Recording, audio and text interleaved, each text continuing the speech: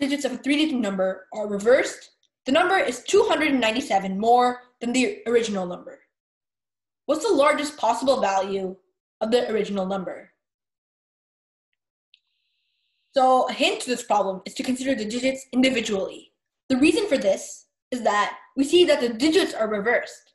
So let's try reversing the digits and expressing the number as in its terms of its digits. So the original number, let's just call it A, B, C. And the number when you reverse the digits is C, B, A. So try to express it in terms of its digits. So that's a hint to get you started on this problem.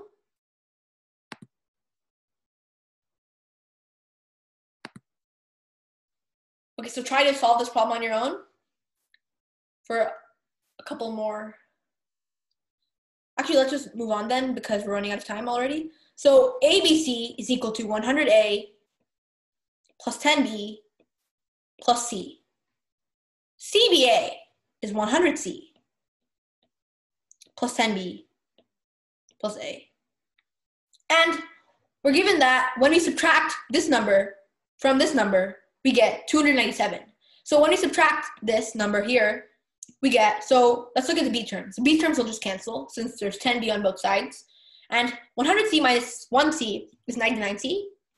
And 1A minus 100A is negative 99A. And this is equal to 297. And we can see here that we can just divide by 99. And we get that C minus A is equal to 3. So now we know that C minus A is equal to 3. So now let's see what possible values there are for A and C based on this condition that we have here. So if A is 1, C will be 4. Let's just write A, B, and C. If A is 1, C is 4. And if A is 2, C is 5. So on. We can keep listing them until the maximum, which is if A is 6, then C is 9. And we're asked to find the largest possible value for the original number. So the largest possible value will be in this case. And we're asked, so it's going to be something like 6. We don't know what this middle digit is, 9. And when is this maximum? When the middle digit is, of course, 9. So our answer is just 699. Any questions on this problem?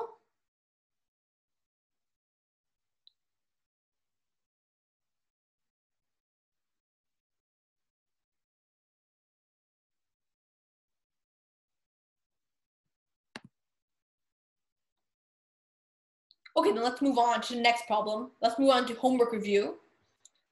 So what's the smallest number greater than 2 that leaves a remainder of 2 when divided by 3, 4, 5, and 6? So we have that it's 2 more than a multiple of 2. Sorry, not multiple of 2, multiple of 3, 4, 5, and 6. So if it's 2 more than a multiple of these numbers, you can find the LCM of these numbers. It's the same as being 2 more than a multiple of 60. Remember, we're just taking the LCM here. And so the numbers that satisfy this are 2, 62, etc. And it has to be greater than 2. So 2 doesn't work, and our answer is just 62.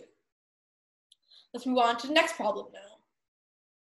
For how many positive integer values of n are both n by 3 and 3n 3-digit whole numbers? So we have that n by 3 has to be a whole number. And that means that, so look, n by 3 is an integer, right? And that means that this n right here has to be a multiple of 3. So let's let n be equal to 3 times some value m, for example. And then n by 3 just equal to m. And 3n, well 3n would just be 9m, because 3 times 3 is 9. And therefore we have 2 values here. We have m and 9m. These both have to be 3-digit integers. And this means that essentially m has to be greater than or equal to 100. But it also means that 9m has to be less than or equal to 999. Because if it was greater than 999, it would no longer be a 3-digit integer. And this means that m is less than or equal to 111. And therefore we have that m can be anything from 100 to 111. So therefore the possible values are just going to be the number of values that actually are in this range is going to be 111 minus 100 plus 1. Remember the inclusive trick that we had? Numbers from A to B, inclusive, is B minus A plus 1. So this is just equal to 12. Okay, now let's move on to the next problem. How many perfect cubes lie between 2 to the a plus 1 and 2 to the 18 plus 1. Because 2 to the 8 plus 1, that's not too bad to evaluate. We know that 2 to the 8 is 256, and plus 1, 257. And what about 2 to the 18 plus 1? 2 to the 18 plus 1. So a clever way to actually do this without actually evaluating it, as that would be a nuisance, is to actually notice that 2 to the 18 plus 1 is equal to 2 to the 6 cubed plus 1. And if it's 2 to the 6 plus 1, that means we know that our value over here is going to be greater than or equal to 2 to the 6 cubed. Sorry, not greater than, just greater than. Greater than 2 to the 6 cubed, or 64 cubed. And 57. Well, we know that 6 cubed is 216, which is less than 257. But 7 cubed is 343. So we know that the cubes that work are from 7 cubed to 64 cubed, inclusive. So you can use the same trick that we use. How many cubes are between 7 and 64? We use the same formula. 64 minus 7 plus 1, which is 58. Now move on to the next problem. What's the correct ordering of the numbers 10 to the 8, 5 to the 12, and 2 to the 24? So we have these big numbers here, and there's, again, no way we can actually evaluate them. Well, maybe you could evaluate 10 to the 8, but we couldn't evaluate the others. So let's try to rewrite them in some special ways that can allow us to compare them. So we have these values. So we might notice that all these are multiples of 4. So we can rewrite this as 10 to the 2 to the 4. This is 5 cubed to the 4. This is 2 to the 6 to the 4. And this is just 100 to the 4. This is 125 to the 4. And this is 64 to the 4. And clearly we can see that this is going to be the greatest. This is going to be the least. So greatest and least. And that's our answer.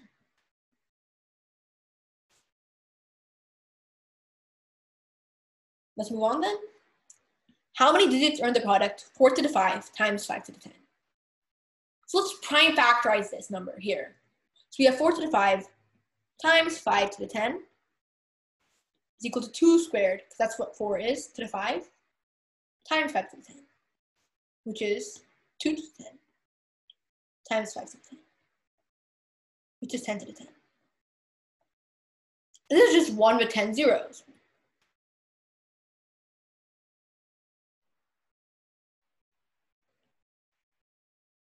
Where these are 10 of them here, 10 zeros. So therefore we can see that there's going to be 11 total digits, including the 1. So that's our answer for this problem. Now for the next problem, the last problem. So we have, what's the unit digit of 13 to the 17 plus 17 to the 13? So let's first find the unit digit of 13 to the 17. We can completely ignore the 1. So now all we have to do is find the unit digit of 3 to the 17. And if you remember the pattern from last time, 3 to the 1 is 3. 3 squared is 9. 3 cubed is 27, or 7. 3 to the 4 is 1. And that means we have the 3 to the 17. Since it leaves a remainder of 1 when divided by 4, is equal, the unit digit of it is equal to 3 to the 1.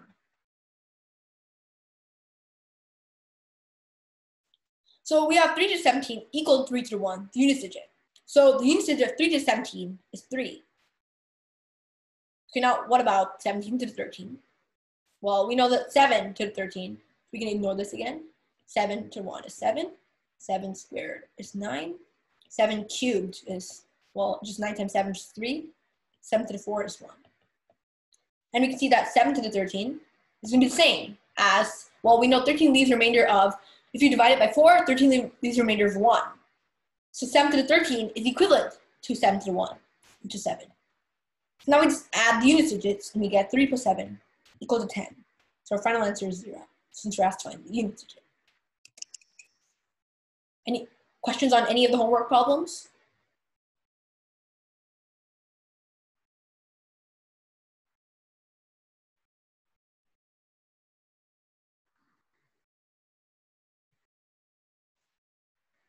So if there's no questions in the homework, we can move on to today's topic. Could you go over this problem again? I missed this problem. If you miss a problem, you can watch the video recording after, so don't worry about it. The video will be posted, so you can watch the solution then. Okay, thank you. Okay, so let's talk about today's topic, which is algebra. So today we're going to be talking about two topics, ratios, proportions, and percents, and also we're going to be talking about systems of equations and how to apply them on clever and unique algebra problems. So let's start off with a simple example. If the degree measures of angles of a triangle are in the ratio 3 to 3 to 4, what's the degree measure of the largest angle? So let's let all the three angles be 3x, 3x, and 4x. And we're given that the sum of them is going to be 180, because we know the sum of the angles in a triangle is always 180 degrees. And this also means 10x is equal to 180. This implies x is 18, which means that the largest angle is going to be 4x. So the largest angle is going to be 4 times 18, which is 72. Any questions on this problem?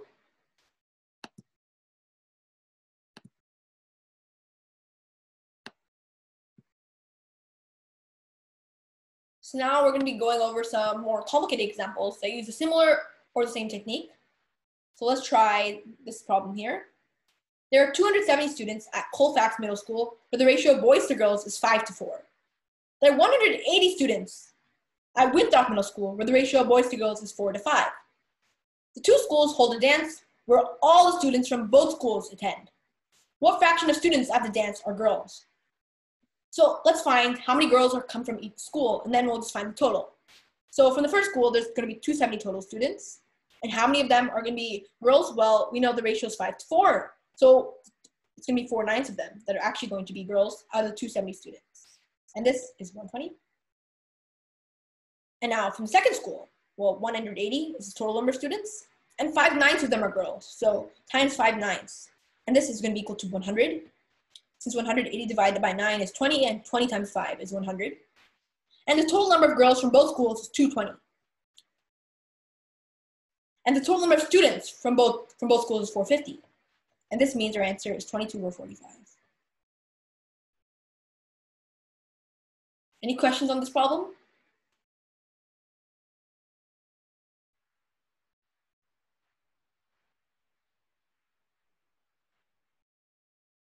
Okay, then let's move on. All of Yan's marbles are blue, red, green, or yellow. 1/3 of her marbles are blue, 1/4 red, and 6 green. What is the smallest number of yellow marbles? Okay, so we have 4 different color marbles. So we have red. The number of red marbles is going to be equal to, well, we're given that red is 1/4 the total. So 1/4, let's just call the total T. And now we're given that blue. Well, so 1/3 of our marbles are blue. So blue is equal to 1/3 T. And green, well, green is just 6. And yellow, we don't really know what yellow is, so just Y for now. So now we're given that the total, so the sum is going to have to be the total, which is T. So we can clearly see that the total has to be a multiple of 4. The reason for this is that the number of red marbles has to be an integer. If the number of red marbles is an integer, then the number of total numbers has to be a multiple of 4, since we have this 1/4 term here. So therefore, we have T has to be multiple of 4. And similarly, over here, we have that 1/3 of the marbles are blue. So T is also a multiple of 3. And this means that T is a multiple of 3 and 4, or T is a multiple of 12. So we have that T is a multiple of 12. So let's just call T is equal to 12A for some A. And this means that the number of red marbles is 3A. Number of blue marbles is 4A. And the number of green marbles is still 6. The number of yellow marbles is still Y. And the total is just going to be equal to 12A. So let's add them up. We have 3A plus 4A plus 6 plus yellow equal to 12A. And we can subtract 7A from both sides. Since we know the sum of these two terms is 7A, we get 6 plus Y equal to 5A. So now what do? Well, we're asked to find the smallest number of yellow marbles. So the smallest number of yellow marbles will occur when A is as small as possible. So what if A is 1? If A is 1, then we have this term is going to be 5. And that's not allowed, since that would mean Y is negative. And we have a negative number of marbles. So this case doesn't work. This actually be a equal to 1, not equal to 5. The next case is when we have a equal to 2. A equal to 2. So if a is equal to 2, then this term here is going to be 10. And this means that y is 4. And we can check that this indeed works. So 4 is our minimum number of yellow marbles. Any questions on this problem over here?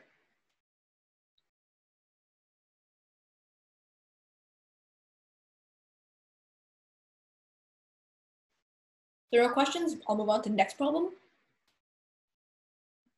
A number of students from Fibonacci Middle School are taking part in a community service project. The ratio of 8th graders to 6th graders is 5 to 3. The ratio of 8th graders to 7th graders is 8 to 5. What's the smallest number of students that could be participating in the project? So let's write out what we actually have here. We have 6th graders, 7th, and 8th graders. So the ratio of 8th graders to 6th graders is 5 to 3. So let's just say 5x and 3x. The ratio of 8th graders to 7th graders is 8 to 5. So how about we just call it 8y and 5y. So now try to find out. So here's a hint to get you started on this problem. So try to finish this problem over here. So the key trick here's a hint on how to finish the problem. So we have that 5x is equal to 8y, right? So from here, try to figure out what 5y is in terms of x. And then after that, you can get some value of x and see what's the minimum possible value of x, and then just find the total by adding all these values. So I'll give you a minute or two to try and solve this on your own.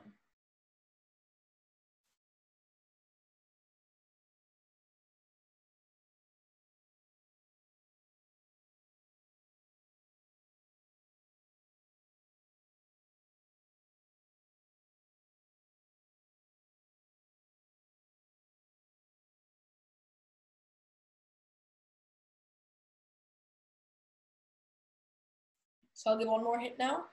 So we have 5x equal to 8y, so find what 5y is. So let's try to do something to this equation to get 5y, this 5y term. And after that, figure out what x will be here. And after that, just solve for the value of 7th graders. So let me just do it. So you multiply by 5/8. This will give us 25 over 8x. So this will be 25 over 8x. And now, what are the restrictions on x?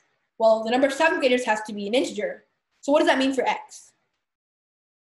If the number of 7th graders has to be an integer, and we have that there are 25 over 8 of them, what must be true of x?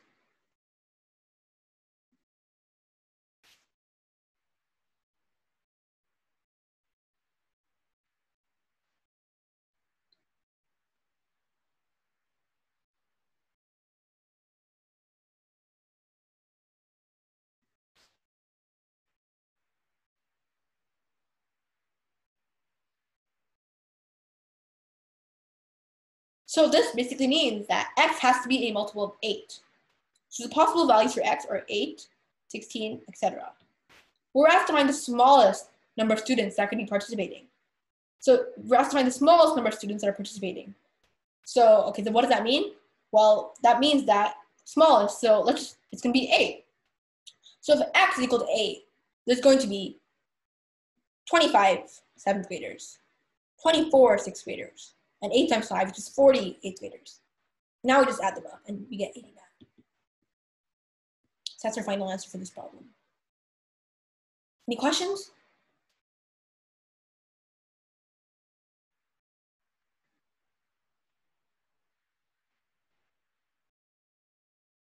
Okay then. If there are no questions, I'll move on to the next problem. Chloe and Zoe are both students in Mr. Deminore's math class. Last night, they each solved half of the problems in their homework assignment alone, and then solved the other half together. Chloe had correct answers to only 80% of the problems she solved alone, but overall 88% of her answers were correct. Zoe had correct answers to 90% that she solved alone, and they were asked to find Zoe's overall percentage. So let's first try to break down our first condition. So Chloe had correct answers to 80% of the problems on her own.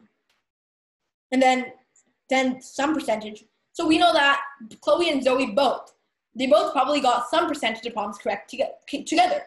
So let's just say they got X% of problems correct together.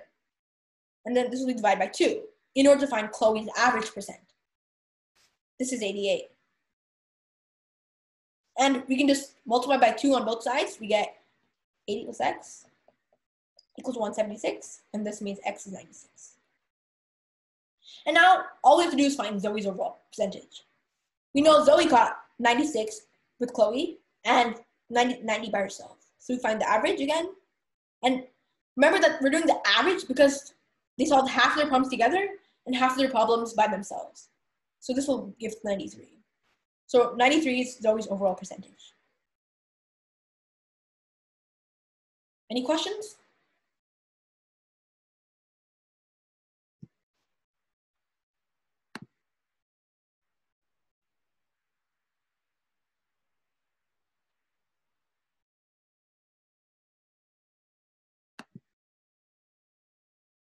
If there are no questions, I'll move on to the next problem.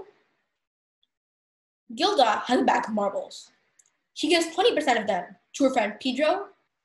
Gilda gives 10% of what's left to another friend, Ebony.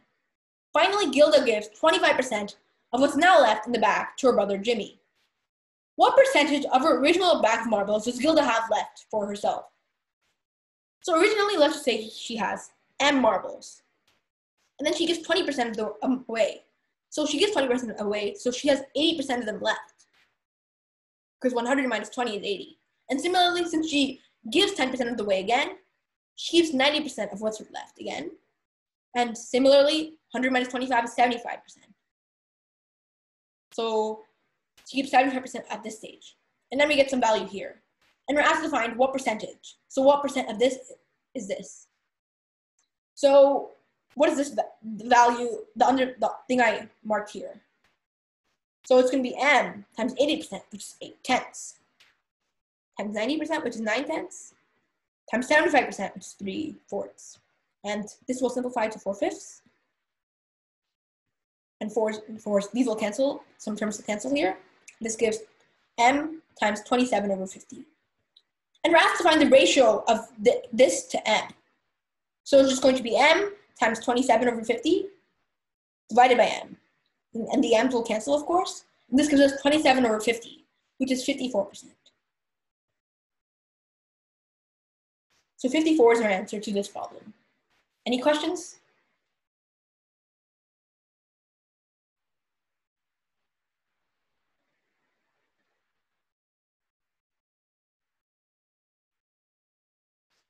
If there's no questions, we'll move on to the next problem then. So now we're going to be talking about system of equations. So we're going to be setting up an equation and then trying to solve it based on that. So let's try our first example here. Shauna takes 5 tests, each worth a maximum of 100 points. Her scores on the first 3 tests are 76, 94, and 87. In order to average 81 on all 5 tests, what's the lowest score she could earn on one of the other 2 tests? So even though this seems like a tricky problem with a lot of information, let's try to write an equation for this that can greatly simplify our problem here. So we have that 76 plus 94 plus 87. So let's just call our other 2 scores x and y, plus x plus y over 5. That's going to be the average of all 5 scores. This is equal to 81. And we can just multiply by 5 on both sides. We get 76 plus 94 plus 87 plus x plus y equal to 405. And before we deal with all these messy numbers, let's try simplifying. So what's 76 plus 94 plus 87? Well, we know that 76 plus 94 is just going to be, we know 76 plus 94 is going to be 170, and 170 plus 87 is 257.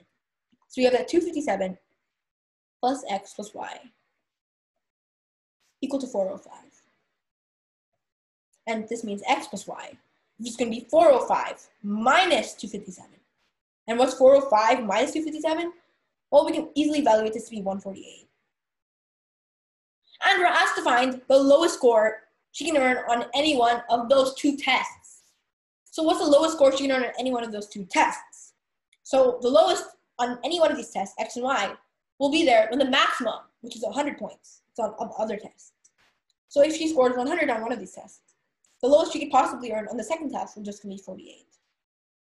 So the lowest score she could earn on that test is 48%. So 48 is her answer. Any questions?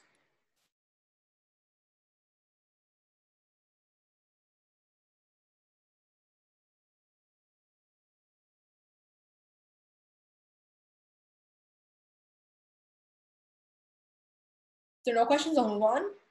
And the importance here that these two topics are actually some of the most common on the AMCA.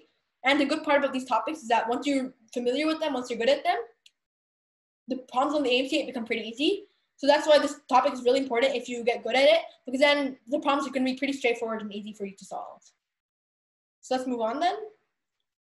In a mathematics contest with 10 problems, a student gains 5 points for every correct answer and loses 2 points for an incorrect answer. If Olivia answered every problem and her score was 29, how many correct answers did she have? So I'll start the problem. So let's just say the number of correct answers is X. Then since there are a total of 10 problems and she answered every problem, she's going to get 10 minus X problems incorrect. So now all we have to do is solve the system of equation. See if you can try doing this on your own. So basically just set that 5 times the number of correct answers, which is X, minus 2 times the number of incorrect answers should be equal to 29. And after that, you can just solve the equation. So try doing that.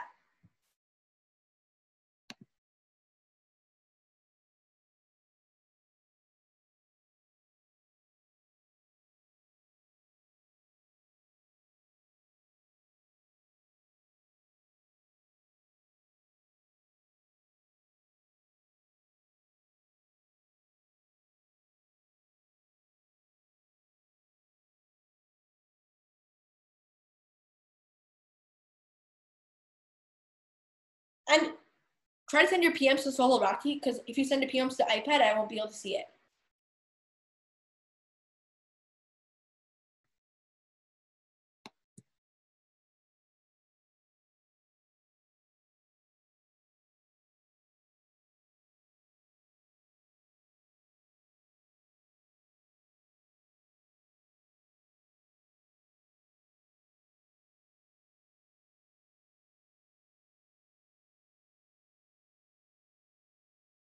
So I'll put some more steps down. 5x minus 2 times 10 minus x equal to 29. Now to solve this equation. That's all I have to do from here.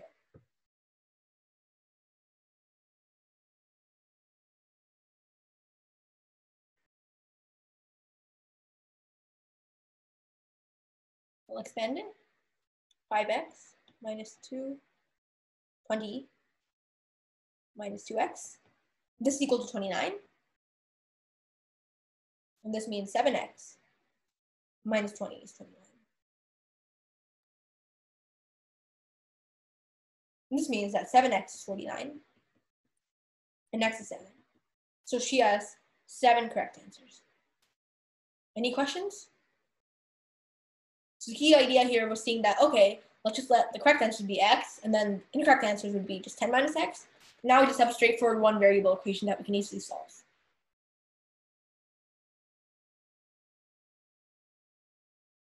Let's move on to the next problem then, if there are no questions. So this problem, I'm actually going to show 2 methods. One of them is going to be I'm going to first show the system of equations method. So Hugh is an avid reader. She bought a copy of the bestseller, Math is Beautiful, on the first day. So on the first day, she reads 1/5 of the pages, plus 12 more. And on the second day, she reads 1/4 the remaining pages, plus 15 more. And on the third day, 1/3 more, plus 18 more. And then she realized there were only 62 pages left. And then she read that the next day. We're asked to find how many pages are in the whole book. So let's first write the equation for this. Let's let the number of pages in the book be x. And then she reads 1/5 of them. So out of that x, we remove 1/5 of them or keep 4/5 of them. It's 4/5 x. And then she reads 12 more, so subtract 12. And then from these pages, she reads 1/4 of them. Let's multiply by 3/4. And then after that, well, after multiplying by 3/4, she reads an additional 15 pages. And then from those remaining pages, let me move this.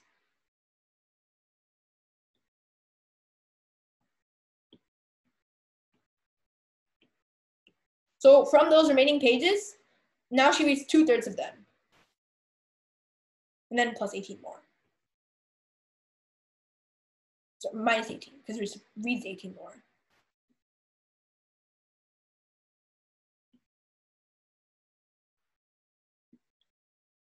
Okay, and this is equal to 62.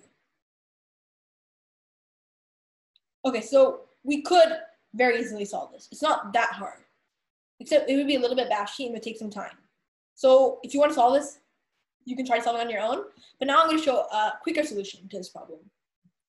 So let's just say that there are B books, just some books, number of books here. And then again, we multiply by 4/5. We subtract 12. And then after that, we multiply by 3/4, since 1/4 of them go away. And then we subtract another 15. And then we read 2/3 of them. And subtract another 18. And then this is going to be 62. So rather than try to solve this messy equation over here, we could just go backwards because we know the end value. So why don't we try to find the start value from there? So let's just go backwards. 62 plus 18 is 80. 80 times, not times, but divided by 2/3, which is going to be times 3/2, which is 120. And minus 15, which is plus 15, is 135. And divided by 3/4, which is times 4/3, that's 180. And then we just add 12 and get 192. And finally, we divide by 4/5 or multiply by 5/4 to get 240. So 240 is our answer. So even though this problem can be done in two ways, one is the equation, and one is just the going backwards trick, which is much easier because you don't have to solve a messy equation and expand all these terms. So in general, the key thing to look out is when you're going backwards is when you had at the end, when you have some information at the end. So you have like 62 pages left at the end, and we're asked to find how many pages were there originally. So that's the sign you probably want to go backwards, because then you can just go backwards. So basically, that's the key idea to this problem over here. So we can just go backwards. And the reason we can go backwards is because we see, oh, we have that end value. Let's try to find the beginning value. So any questions on this problem?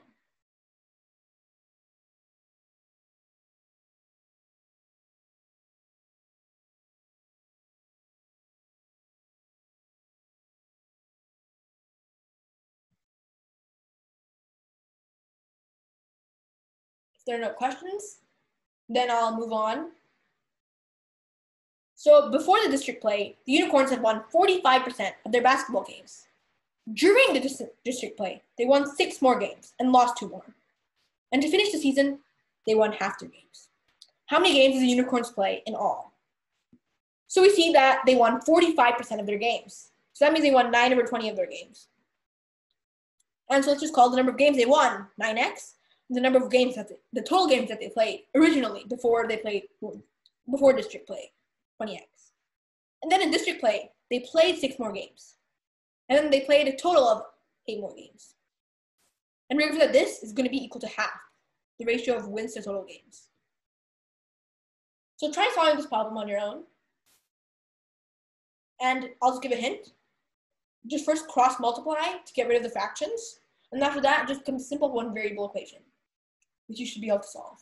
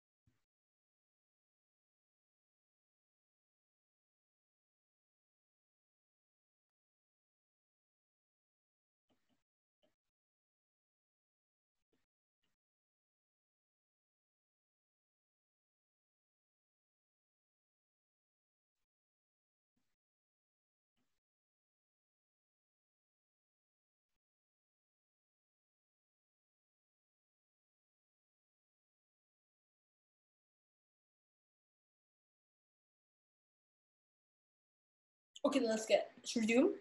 So basically we cross multiplied, then we collected terms, and we got this expression over here. And now let's subtract 18x from both sides. We get 18x and x, 8. So let's just subtract 18x and plus 8. And we get, so on this side we get 4, and on this side we get, since 20x minus 18x is 2x. And from here we can easily find x is 2. But we're not done yet. We found the value of x. We have to find how many games he played in total. So if x is equal to 2, so how many total games did he play? Well, it's just 20x plus 8, as we found earlier. So now we just plug it in. 2 times 20 plus 8 is 48. Any questions?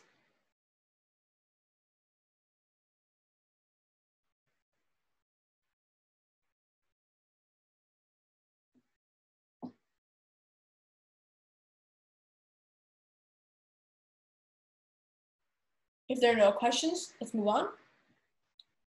Ralph went to the store and bought 12 pairs of socks for a total of $24. Some of the socks he cost $1 a pair, and others cost $3 a pair. And some costed $4 a pair. And if he bought at least one pair of each type, how many $1 socks did he buy? So let's get started with this problem then. So 12 pairs of socks. So let's again set variables and then solve the equation. So let's just say that the number of $1 pairs are x, the number of $3 pairs are y, the number of $4 pairs.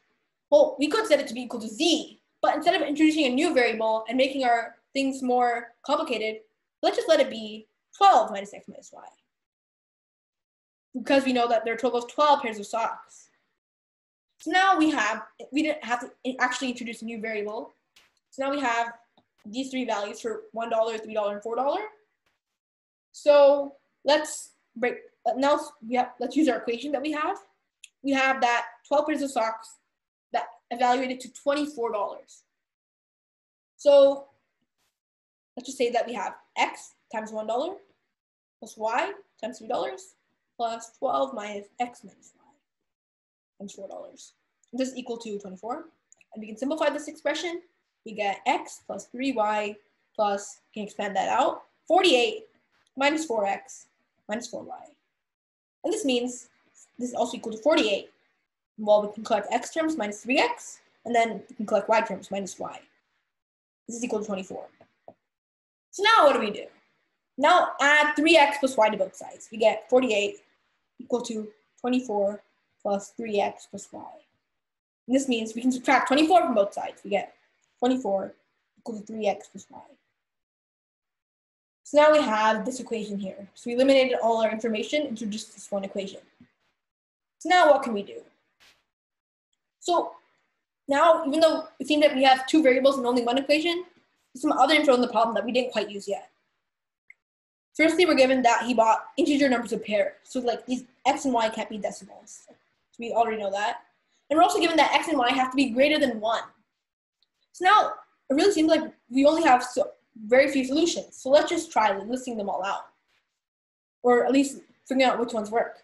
So if x is 1, y is 21. Oops. 21. And this clearly, if x is 1 and y is 21, this clearly won't work because there's a total of 22 pairs already. And if there's a total of 22 pairs, it already exceeds the 12 pairs we were supposed to have. And we can keep listing them out, x equal to 2, x equal to 3, so on. Or we can just notice that all these won't work because it would be too large. And it will only work on the other side. On the other side, it will work. So on the other side, you'll have x equal to 8 and y equal to 0. But this is not allowed since y has to be positive as given in the problem. We have to have, the problem says that you bought at least one pair of each sock. And the other next smallest was x is 7, y is 7. If x is 7 and y is 3, well, then it's not that hard either. That since x is 7, y is 3, well, we can just see that clearly the total number of socks bought 7 and 3, and we see that 12 minus x minus y. 12 minus x minus y. The number of $4 socks is just going to be 12 minus x minus y, or 2. And this means that all three types of socks are positive, so we're good. So I have a question, why is y 21? So I'm just evaluating some of the cases. So in this first case, when x is 1, well, this would be 3, and then 24 minus 3 will be 21. So y is going to be 21 in this case. Does that answer your question? So this is just one case. So we're just trying to find all the possible cases of this expression. So if x is 1, y is 21, and we can list x equal to 2. If you list x equal to 2, you would get y is 18. Since 3 times 2 would be 6, that would mean y would be 18, since 24 minus 6 is 18. And we can list all of them out, x equal to 3, x equal to 4, x equal to 5, x equal to 6. But instead, we would just notice that all these won't work. So like the best possible case, so we already start to encounter this problem of having too many. So let's try to have the least possible number at first. And that will be on this side here. But then this won't work, since that would mean y is 0. And I'll just check for the sake of it, I'll check x equal to 6. If x is equal to 6, well, that would mean y is 6. And that would mean the third kind of stock, the $4 stocks, would be 0. So that's why all these cases aren't allowed. And this case is also not allowed, because that would mean y is 0. So does that answer your question then?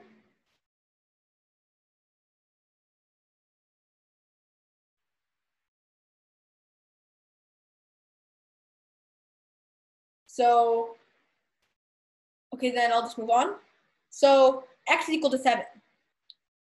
That means the number of $1 stocks is 7. Any other questions?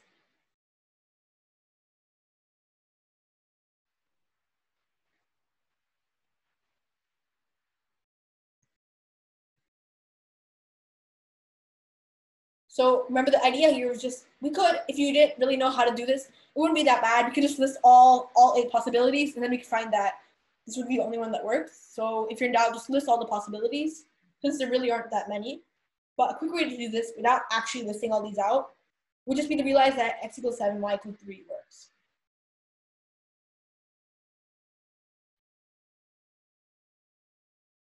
So if there are no questions, let's move on. So now we're going to be moving on to speed, distance, and time. So a common formula that you probably already know is that distance is equal to speed times time. So let's try this in a really easy example. Joe needs to get to his office 40 miles away. If he drives at 60 miles per hour, how many minutes will it take him to get to work? So let's just plug it into the formula. The distance is 40. The speed is 60 miles per hour. The time, well, t, it's called t. So now we have the 40 equal to 60t. And we can divide by 60 to both sides. We get t equal to 40 over 60.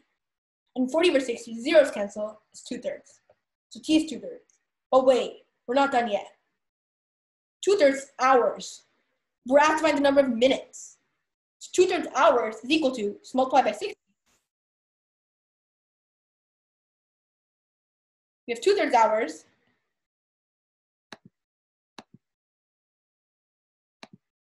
For some reason, you guys can't see your screen. Let me just see really quickly what happened.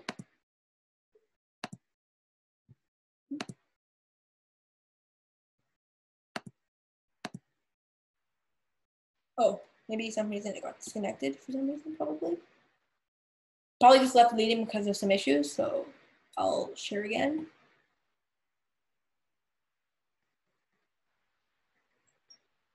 Can you all see my screen now?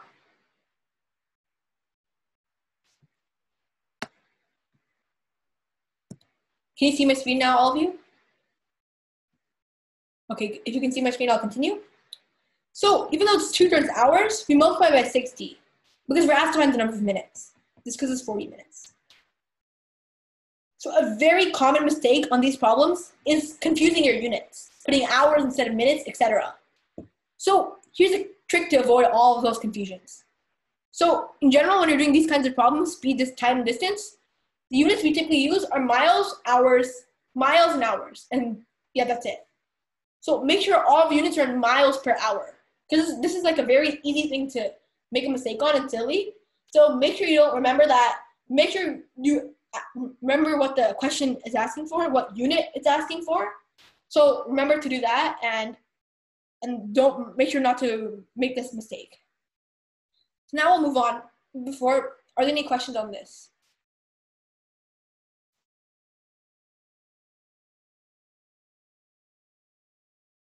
So no questions, I'll move on since that's pretty simple anyways. So now we're going to bring up a new formula. Average speed is total distance divided by total time.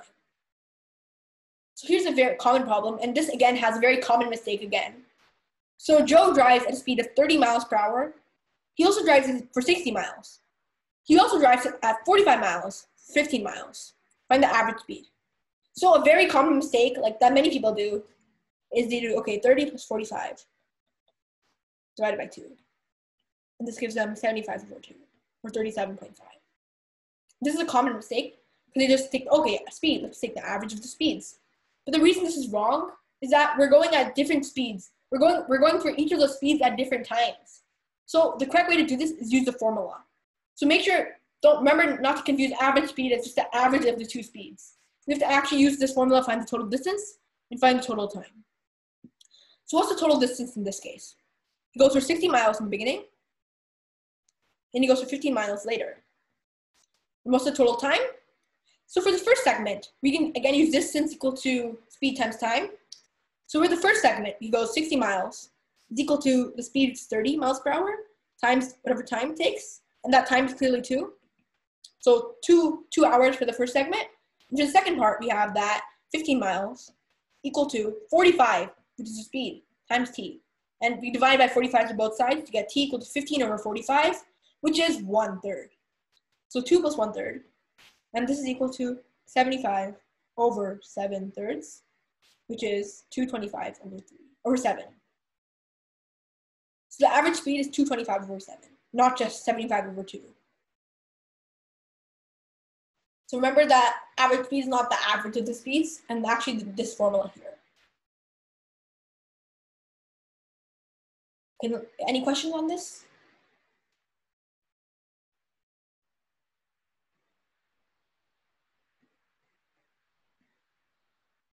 There are no questions? We'll move on to the next problem. Huang drives 15 miles at an average speed of 30 miles per hour. How many additional miles will he have to drive at 55 miles per hour to average 50 miles per hour for the entire trip? So again, we use the formula. We can just take the average of speeds again. So total distance divided by total time. What's the total distance? Well, in the first segment, he drives 15 miles. And then we're asked to find how many additional miles. So we don't really know what it is, so let's just call it X. In general, for the strategy for these types of problems is whenever you have an unknown, let it equal to a variable rather than trying to guess and check. So it's much easier to typically let an unknown that you have equal to a variable rather than guessing and checking, because that would be much more tedious and time wasting. So that's a typical strategy for these problems. And also try to relate your variables. So that's the strategy to solve system of equations problems in general. And okay, how many additional miles will you have to drive at 55 miles per hour to average 50 miles for the entire trip? So what's the total time? For the first segment, again, we have that the time is going to be equal to 15 miles divided by 30 miles per hour, the speed, which is 1/2. So the time for the first segment is 1/2, plus how much time did it take to travel the second segment? Well, we could introduce a new variable, y. But before we do that, we can clearly see that the time it takes to travel the second segment will just be the speed, the total distance, which is x as we defined, divided by the speed in that segment, which is 55. So x over 55 here. And now we can know that this is 50, since that's the average speed for the entire trip. And then after that we can just do 15 plus x equal to 50 times this quantity, which is 25 plus 50x over 55, which is the same as 10 over 11x.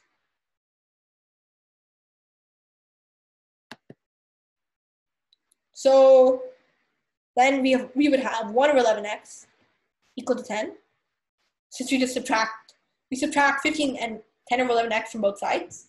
And we can multiply by 11 to get x is 110. So we have that x, the amount of miles he must drive the rest of the trip, is 110. Any questions?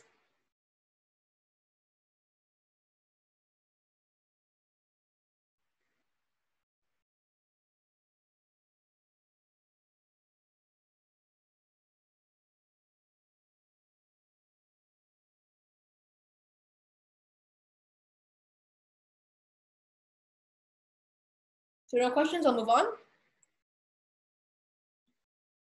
Jeremy's father drives him to school in rush hour traffic in 20 minutes. But one day, there's no traffic, so their father can drive him 18 miles per hour faster and gets him to school in 12 minutes.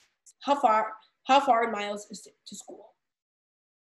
So again, this seems super complicated because we just have a lot of information. We don't really know what to do with it. So let's go through this systematically. So what we're given in the beginning is that the time it typically takes, the drive time to take in rush hour traffic is 20 minutes. So we would have that distance divided by the rate, distance divided by the speed. So distance, let's just call it d, divided by the speed, whatever speed we have. We don't really know what the speed is, so let's call the speed s. This is equal to 20 minutes. And be careful, 20, not 20. We would not put 20, because remember, we're trying to deal with hours here, hours in miles, so we would actually be 1/3, since 20 minutes is 1/3 hours. And similarly, it says in our second here, one day there's no traffic, so their father can drive 18 miles per hour faster. So then it would be d over not just s, but s plus 18, since he can drive 18 miles per hour faster. And s plus 18. This, what is this? 1/5. And just expand, we get s equal to, we can expand both sides, s equal to 3d. And we can also do this side, 5d equal to s plus 18. And from here we know s is 3d. So we can just substitute it in. We get 5d equal to 3d plus 18. And subtracting 3d from both sides, we get 2d is equal to 18, d equal to 9. So it takes 9 miles to school.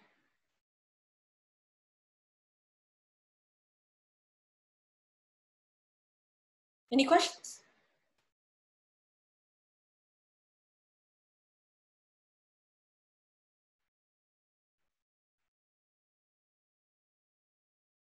So even though this may seem, I'll just highlight the key thing, like how you would solve this yourself, is that we see that distance, we see that, okay, we have some information here. So to put it into an equation, distance equals rate times time. And we get that this equation over here. And then we do something similar. You can do something similar to get this equation. So you just adjust the equations, add 18 here and make this 1/5. And then we just solve the system of equations and we get an answer. So that's a key idea. And if there are no questions, I'll move on. So this is our last problem for today. George walks 1 mile to school. He leaves home at the same time each day and walks at a steady 3 miles per hour and arrives just as school begins. Today, he was distracted by the pleasant weather and walked the first 1/2 mile at a speed of only 2 miles per hour. How many miles must George run the last 1/2 of a mile in order to arrive just as school begins today? So we're given that typically he reaches school just on time. So in order to reach school just on time again, he must take the same amount of time in his total trip. So let's first calculate how much time it took for this total trip. So in the beginning, for his total trip, he took, well, total trip time, we have the distance is speed times time. So 1 mile equal to speed, 3 times time. And then we can find the total time from here. And then the other thing we could evaluate from this problem here is that he was distracted by pleasant weather. So he walked 1/2 mile at a speed of only 2 miles per hour. So 2 times some other time, we don't really know, t1, let's just call it. And then now we can just quickly find t from this equation, and you can find t1 from this equation. And then we know that t is equal to t1 plus t2, where t2 is the time it takes to go the second half. So for the second half, we have that 1/2 is equal to, well, something times t2. 1/2, the amount of time it takes equal to something times t2. And from here, we can find t2, and then you can find whatever speed it goes here. So try solving this problem on your own.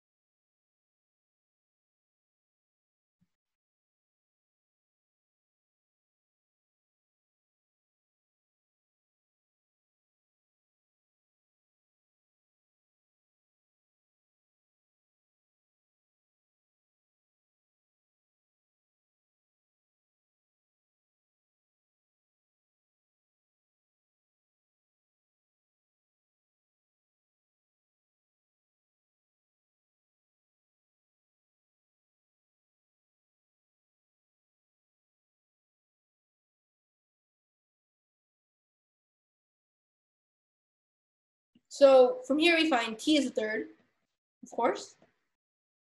So t is 1/3. It's equal to t1. Well, we can find from this equation that t1 is just a fourth, because 1/2 divided by 2. So 1/3 equal to 1/4 plus some x t2, some variable we don't know. And we can find that 1/3 minus 1/4 equal to t2. This means 1/3 minus 1/4 is 1/12. 1/12 equal to t2. And now we know that value of that 1/12 is equal to t2. We know that 1/2 is equal to the speed in the second half. So speed times t2, which is 1/12. Now we have speed is equal to 1/2 divided by 1/12, or 1/2 times 12, or 6. So our final answer is 6. So any questions?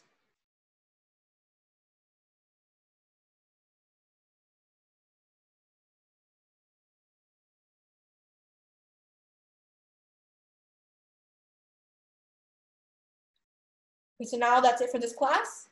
These are your homework problems. I'll send it in the email, so you can try solving these problems on your own.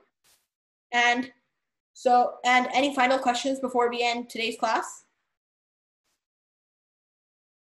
You can ask on any of the problems that we covered.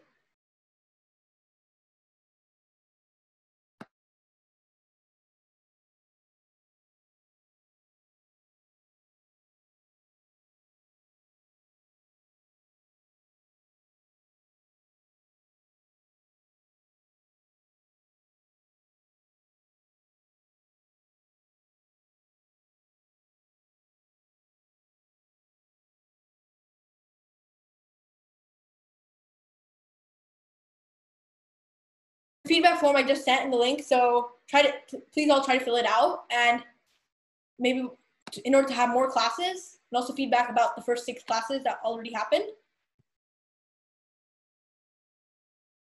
So there could be a few more classes then. So please fill out the feedback form then. And bye everyone, and see you in next class then. Bye. Thank you.